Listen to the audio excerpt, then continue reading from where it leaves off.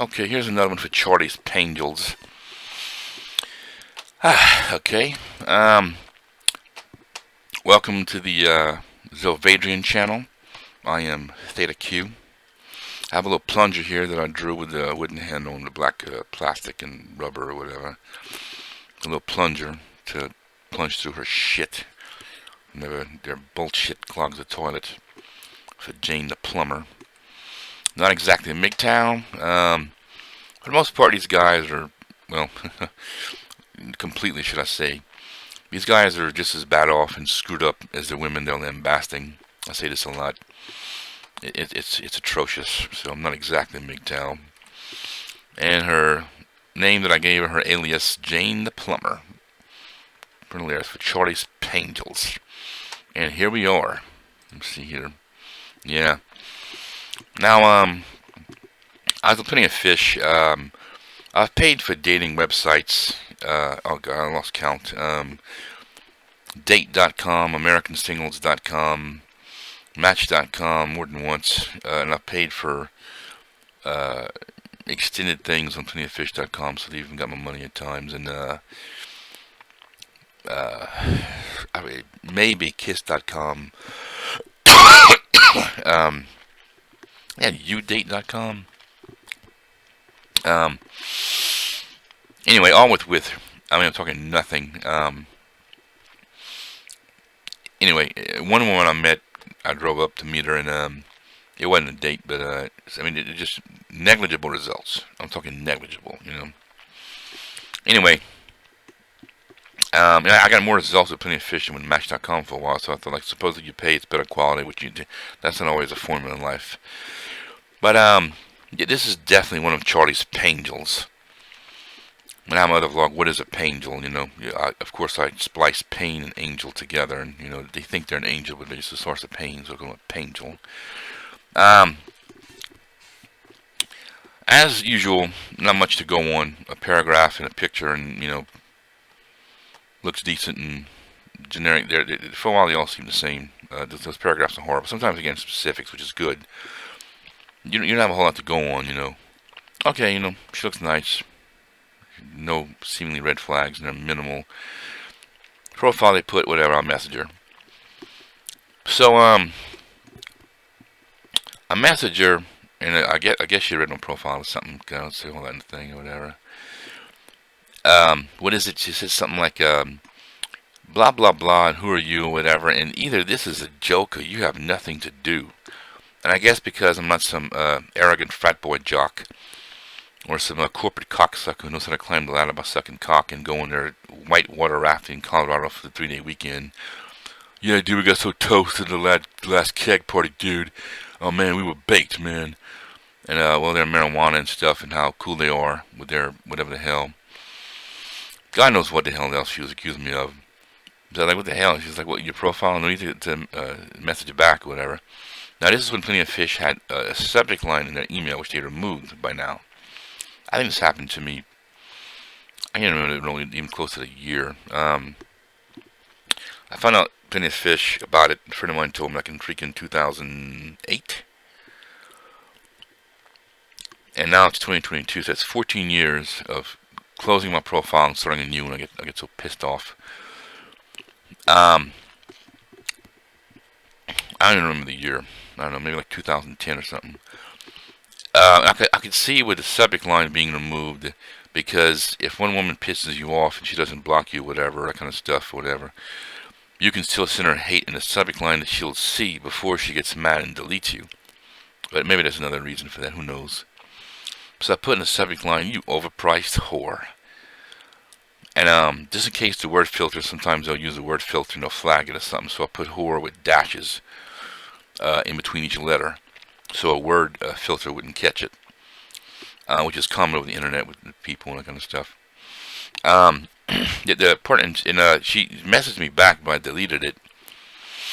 And because sometimes if they bother checking their activity box, which I think you have to pay for, or at least at the time, they'll see unread deleted to know that you didn't even see them. They don't even decide if they don't even bother checking. I don't even care. Oh yeah, in the sub I put, what, you think your pussy is made out of gold or something? I I won't reveal her username because she might have used her real name in it, which is you never do that online. But so my alias for her is I call her Jane the Plumber, and I think that was her username, Jane the Plumber.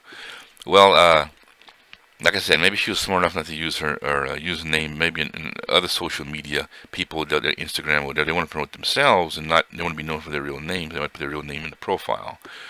One of my female friends or associates had done that in her Instagram. Then she had her name in it. Then or like let's say it was Sally Struthers, from All in the Family, whatever. Then she changed it to Sally, like Sunshine, like a alias. And she took even that, and she did a whole thing like Jane Sunshine. Didn't even have her first or last, nothing in there. Because you always have some hardcore stalker who looks at your bikini pics and all kind of stuff against. Anyway, I don't know if she did it or not, but it was so stupid, and I'm being glitzy by the details on purpose because I want to, I don't want her stalked or anything, but she's giving me, arguably, I can't confirm, her real first name and basically where she works. And in the profiles, because you got to scan within your radius of where you live, it's the whole point of finding somebody near you. You don't go talk to someone from Oregon when you're in Louisiana. I'm in Louisiana, So they know what city you live in. Now, sometimes they'll say, you choose, you make up a city like near enough to where a potential match won't be shied off, but you don't want to advertise too much. And I think the way the numbers go in a crime of online stalking goes is that if you volunteer the small city you're from, you're easier to stalk. And God forbid you say anything about where you go to school, where you work, or your hobbies, where you like to hang out or whatever, and there's only one flower shop in the whole town, and you mentioned that you like to go get flowers every weekend for your grandmother or something, then the creepy perv is going to start parking by the flower shop and waiting for you to show up, or whatever. And since you have profiles, because you want to see what they look like, you know her face, you know what she looks like, so it's very, very dangerous. So anyway, like I said, it's my alias, so I'm rewriting that thing. Let's say, for example, her name was Jane the Plumber. I know what she looks like because the pictures were in the ad, and I know the town she lives in. And you're really screwed if there's only one plumbing company or utility in the whole town, or that kind of stuff. Or even in a bigger town, if there's only one law firm, which I guess there's more than one in even small towns, but you get the idea. And what I'm trying to say is that this was very, very dangerous. And this little bitch was so self-absorbed that she practically provoked me if I was the kind of psycho stalker. Because they say that the stalkers, when they get rejected, it makes them even more obsessive. Usually I'm thinking if a woman shits on me, I'm like, well, she can go to hell. But usually they say with the hardcore stalkers and stuff, it's like I don't know how it works. Like either they want to punish her for rejecting him, or the ones that have like a more of a perversion of a pseudo-nobility. I just need to win her over because I didn't try hard enough, and because I failed, that means it's an example that I did something wrong. But see, if I do something right, the next time I ask her out, and yes, she'll want me, or whatever. That I don't know. Maybe there's versions of that or whatever. How the mindset is of a stalker or a harasser, whatever you want to call it. So you have that. Anyway, this one was practically cutting her own throat. You're going to piss off, and then guys on the internet who need dating websites because they don't know all the pop culture lingo and they don't hang out at the douchebag places like the keg parties and the gyms and the sports bars in the park, and you go get athletic and go sweat in the hot sun, and the women come on themselves because they see you with your shirt off swinging at a baseball bat in the park and all this other crap. You're going to have a high proportion of lonely nerds that are on dating websites, and you're going to piss the guy off. And with a username and then your minimum information, your place and where you live, the town where you live, your face and the town where you live, not terribly impossible to stalk. God, what a dumb bitch. And then she was just a bitch to make. She didn't just reject me and just delete my message. She had to actually take the time to respond against me, to trash me, to make fun of me. Little whore. And you might say, well, a woman that bitchy is only attracted to assholes, and assholes don't wait for the sex. In fact, I was going to use this in another thing. I'll do it now. Where's my man? Yeah, right here. This guy, Darius M. I've seen him with one of his videos. I didn't watch this guy's video in a long time because they all sound the same after a while. One of these MGTOW guys and these pickup artists and stuff. Anyway, here's a guy, Darius M. And he referred to the so-called alpha males. And he said alpha males don't pay to play. They get that poonie when the first 20 minutes that you meet them, you know. Or yet, I had one of these sarcastic woman translation things from this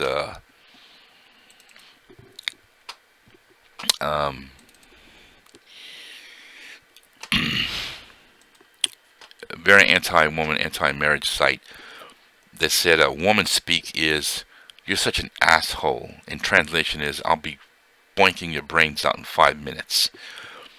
I knew a guy in high school that he was telling me a while back that in some kind of interaction or not, his girlfriend got mad at him and threw a shoe at him. Whenever you throw a physical object at somebody, like you want to hurt them or something, I mean, and whenever after she threw a shoe at him, because whatever he did or was pissed off about whatever, he told me about it later, and he said the first thought that was in his mind right after she threw the shoe at him, "I know I'm going to be screwing you in a couple of minutes." And it was that pathetic. And then there was a couple I knew about, but then again, I hear this all the time. I mean, they fight and they screw. They fight and they screw. They fight and they screw. They fight and they screw. And that's the thing that gets a woman's pussy wet. You gotta give her the drama and be the asshole and smack her around, treat her like the whore that she is, and they gobble it up. And this is supposed to be an age where women are all liberated and shit. You women, you take more shit than ever before. My grandmothers wouldn't have put up with one fraction of the crap that you little sluts put up with just meeting the guy in the first couple of dates. Oh no, this is just crap. It's I get this with liberalism and humanism. I always get from them, it's out of the frying pan into the fire. You take something that's screwed up and you make it 10 times worse and say, look, Dad, we fixed it. So Jane the plumber, you little whore, wherever you're out there, you are officially one of Charlie's Paingels by Theta Q on the Zilvadrian channel. Go to hell, kiss my ass, and you're a little whore. Kiss my ass.